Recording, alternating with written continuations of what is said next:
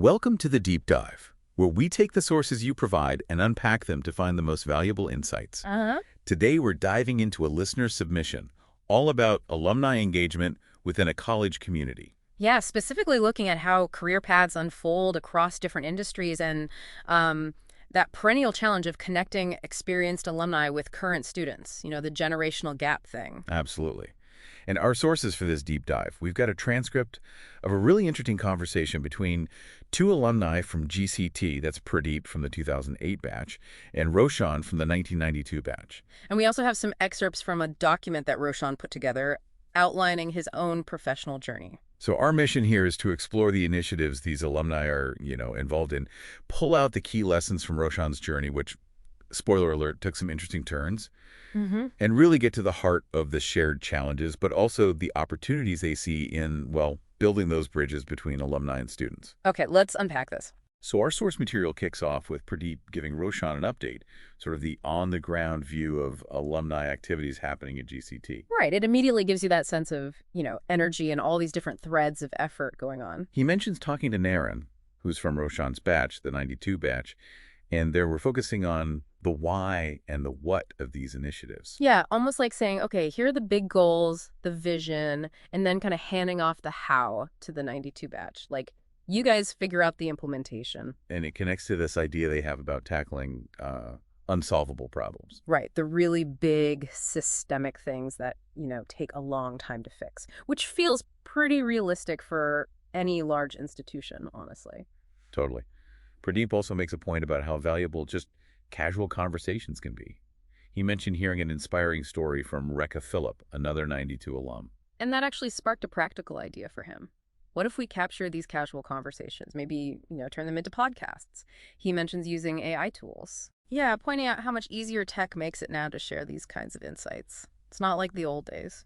It's a great way to leverage that organic interaction that's already happening. So Pradeep then shares a bit about his own path. He's 2008 batch, industrial biotech. Which was a pretty new department back then. I think he said the third batch. And his career start, well, it took an unexpected turn right away. Got a job offer in 2007, Cognizant. Okay. But then the 2008 financial crisis hit. So his start date got pushed all the way to 2009. Wow, yeah, that delay. But that gap, that year between 2008 and 2009, it wasn't wasted time. He didn't just, wait around. He jumped into freelancing, content writing, even built a network called Writer's Zone with other GCT students, juniors and seniors. So turning a setback into an opportunity, really. Then around 2011, he pivots. Yeah, pretty significant shift. Moved away from content writing, more into web development, and specifically focused on building things for GCT entrepreneurs. Interesting link there. And he connects this back to being inspired by TED Talks, technology, entertainment, design. Right, seeing that connection between entrepreneurship and maybe tackling unemployment challenges. So this leads him back to GCT with an idea, and he pulls together a group of alumni from different batches, like 2005 up to 2012. Their goal? Get a TEDx GCT license. But they decided to work through the current students to apply for it. Okay. And for a TEDx event, you need speakers. Exactly. And they specifically wanted GCT entrepreneurs, not just random speakers. Which immediately highlights a need. Right, a huge need. A good alumni database. Ah, yes. The classic challenge for any alumni group. The initial database probably wasn't great. Apparently not. Yeah. But by actively connecting with alumni, they started building it out. And Pradeep notes that the 92 batch, Roshan's batch, was actually quite well connected already, and they really engaged with the early surveys. So that shows that kind of networking, that batch identity, was already strong in some groups. And this groundwork eventually connects with other things happening. Fast forward to 2019, Roshan himself gets pulled back into the community activities. Okay. Pradeep was contacted by VC, that's Vijay Chandrasekhar, 2002 batch, and this kind of makes him aware of the work the 92 batch, including an alum named Vidya, had done on this new alumni platform. Vave, it's called. Right, which replaced an older platform funded by another alum, Sudale Muthu. So things are evolving. Yeah, constantly evolving. And Pradeep actually ended up running the GCTN page on this new Vavi platform, migrating content from his old website. And the period just before and during COVID sounds like it was quite important, too. Allowed him to visit the campus, meet key people face-to-face. Vidya from 92, Velin, Sukumar, VC, Hargav. He lists quite a few names, even mentioning some current faculty. So all this activity, all this energy, it needed some organization. Definitely. And that's where GSARC comes in, Yeah. giving structure to alumni-related campus activities, formalized in 2020 during the lockdown. And the reason why GSARC was needed is such a classic story, isn't it? They started a talk show inspired by Lakshmi Narayanan from the 2005 batch. And suddenly they had over 60 alumni saying, yeah, I'll speak, which is fantastic, but Chaos, logistical headaches. It clearly showed, okay, we need some structure here, maybe some bylaws. so GSARC helped streamline things. Now they have structured programs, monthly talk shows, webinars, often using YouTube to reach more people. Their meeting frequency adjusted too, started fortnightly, now more need-based, which makes sense. And they've helped facilitate connections in other ways too, like through Telegram groups. There's a startup community with like 800 members. Wow. And a coding club started by Raj Maturam, a 95 alum. So real hubs of activity, and they're looking ahead too. Yeah, talking about future initiatives. An incubation cell is mentioned, funded by Karthik Chidambaram, 2001 batch. And he's also someone who talks to students about entrepreneurship, so it all connects. A big focus for them is definitely bridging that gap, connecting students directly with alumni, especially around entrepreneurship. Pradeep shared an example.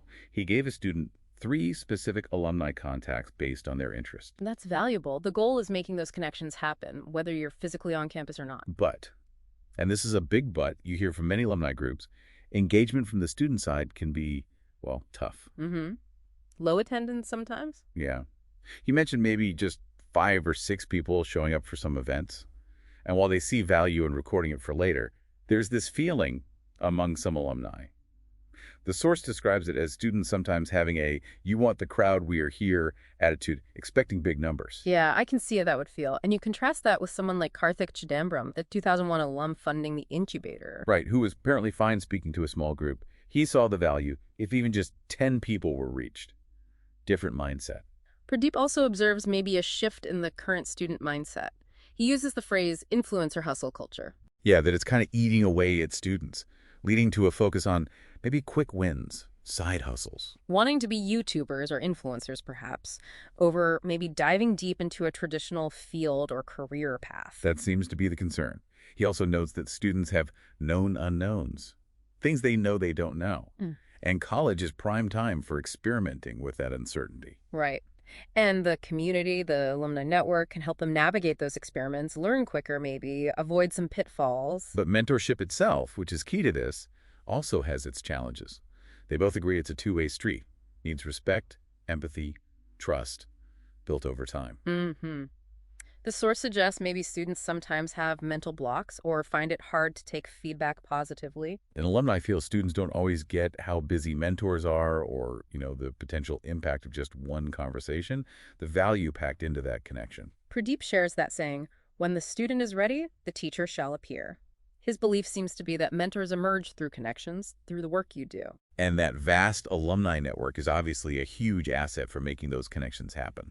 Of course, there are institutional hurdles too, working with the college, bureaucracy, maybe some resistance to new ideas. Sometimes that this is good enough mentality that can creep into established places. Makes it hard for alumni pushing for change. And this ties back to that unsolvable problem idea they talked about with Naren, right? Exactly. The approach seems to be find these big complex issues, break them down, and focus where alumni can have influence, like the 92 batch figuring out the practical how for certain things. And Roshan himself is apparently helping Naren's batch identify those specific relevant problems they can actually tackle. And the source mentions a tangible sign of the 92 batch's commitment, their significant contribution to the college auditorium. Ah, yeah. Recognizing the college as the foundation, the platform as they put it. Okay, so that gives us a really good picture of the structured alumni efforts, the energy, but also the real challenges they're facing.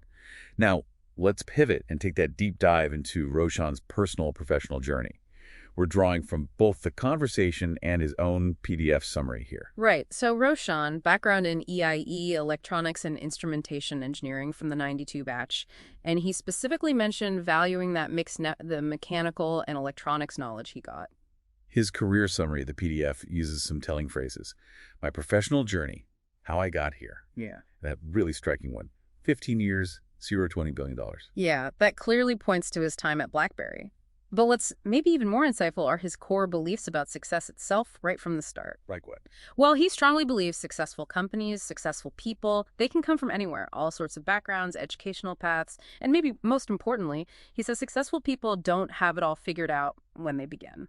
That's refreshing to hear. Hmm. He also lists these themes where he found opportunity, new technology, people connections, working in smaller towns or companies. Yeah, maintaining a learning mindset, having fun, teamwork, making an impact, and this idea of creating something new. He calls it having a second life or third life in creation. Looking at his early career path, after GCT, he worked at Panasonic in Sri Lanka, a factory job.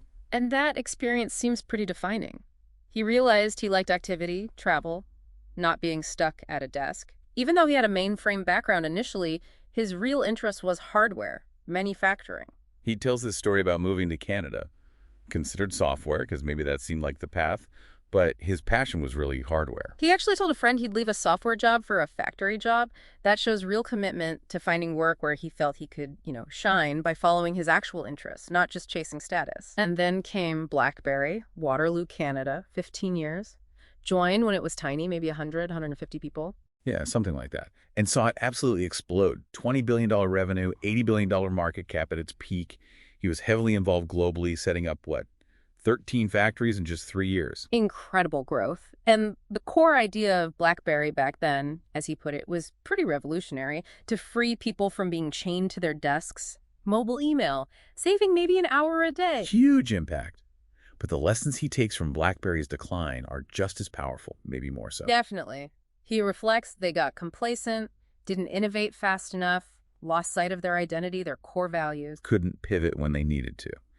And he mentions a focus maybe too much on individual personal leadership rather than truly building a team. Ugh, those are big universal lessons for any successful company, aren't they? The pitfalls are real. So after BlackBerry, his next major role was at Sonos, Santa Barbara, 8 years there. Joined when they were around $0.2 billion revenue, helped them grow to $1.4 billion. Sonos, the idea was simple, right? An easy, reliable way to fill your home with digital music. Yeah. And again, he's really candid about the lessons learned there, too. He notes they also kind of forgot their identity. Suffered from internal silos, different parts of the company pulling in different directions, conflicting priorities. And this tension around wanting to be seen as a software company, even though their hardware was a billion-dollar business. That's interesting. He also mentions a leadership vacuum, thinks they were largely saved by the COVID boom, and generally lacked a clear direction, lost their North Star. And personally, he noted a lack of diversity and inclusion there as well. It's striking how these themes recur across different companies, different stages. His third life, as he calls it, creating something new, took him to Sidon, focused on wireless internet distribution. The tech sounds complex: MNO, CDN, caching, AI optimization. But the core idea, basically, was making internet content delivery faster, more efficient, using existing wireless capacity in smarter ways. But here, too, similar patterns observed. Internal silos again. Conflicting priorities. He even mentions a clash between a co-CEO and the founder. Hiring challenges, hired wrong talent, he says. Leadership issues. And again, that personal note on lack of diversity and inclusion, you really see these recurring challenges in scaling tech environments. So where is he now? Currently leading at Alumni, wearable technology space. And this phase, he calls it Part 2, leading at Alumni. His focus seems explicitly on building a high-performing team. Yeah, he lays out the ingredients: consistency, trust, collaboration, developing clear processes, and his personal approach. Be humble, be curious, let actions speak louder than words. Which lines up perfectly with those themes he identified early on: new tech, people, smaller company, learning, fun, impact. Roshan's core professional identity, as he sees it, is really clear from this journey. It's hardware, manufacturing, supply chain. He uses that powerful phrase: software for hardware. And he feels this path is incredibly important, huge potential, globally, trillion-dollar potential, he says, but often overlooked compared to pure software. Right. He notes many people end up in supply chain roles almost by chance, not by choice. It's not always seen as a primary career destination. He also touched on global manufacturing, contrasting the speed and the can-do attitude he saw in China, product idea, to reality in a week, maybe, versus India, where it might take months. Yeah, he feels India needs a mindset shift to really compete globally in hardware development, noting most hardware innovation in India right now comes from foreign companies, not necessarily native startups. And reflecting personally, he acknowledges it wasn't easy. Migrating, building a career in North America after starting in India and Sri Lanka. Mm-hmm. He expressed that common sentiment, wishing he had today's wisdom back then. And he stresses applying your skills and being really aware of your known unknowns. His current interests, still supply chain with Alumni, obviously, but he's also investing back, helping companies in Sri Lanka. Which really echoes that theme of alumni investing back in their foundations, just like the GCT alumni are doing with the college. It comes full circle. Finally, he offers this really interesting take on the word startup. He believes you don't have to be the founder, the entrepreneur, to be in the startup space. Being a builder in a new or growing company counts just as much. I like that. And he sees the future of employment as pretty much everyone needing to be a builder in that startup space, not just a consumer, because that's how you thrive going forward. So what does this all mean when we kind of weave these threads together? This deep dive, looking at the GCT alumni chat and Roshan's journey, it really reveals this powerful commitment among alumni to give back, to build up their community. Yeah, you really see the evolution of their efforts, moving towards more structure, things like GSARC, but also facing those very real, very common challenges any group hits when trying to organize energy, build resources like databases, platforms. And maybe most importantly, trying to connect effectively with the next generation. Absolutely. And Roshan's experience offers such a vital perspective, doesn't it? Especially for students thinking about careers now. Yeah. It shows that finding your authentic path, even if it's in a field like hardware or supply chain that maybe doesn't get all the hype. Right. Compared to pure software, maybe. Exactly. Following that path and continuously learning, adapting, that can lead to enormous impact, both professionally and personally. And his willingness to share the tough lessons, even from incredibly successful companies like BlackBerry and Sonos. The dangers of complacency, losing focus, leadership gaps. That provides a really realistic look at the corporate world. You don't often get that level of candor. Crucial cautionary tales for anyone starting out. The big question still hangs there, though, doesn't it? The one highlighted in their conversation. How do you truly bridge that gap between experienced alumni and current students?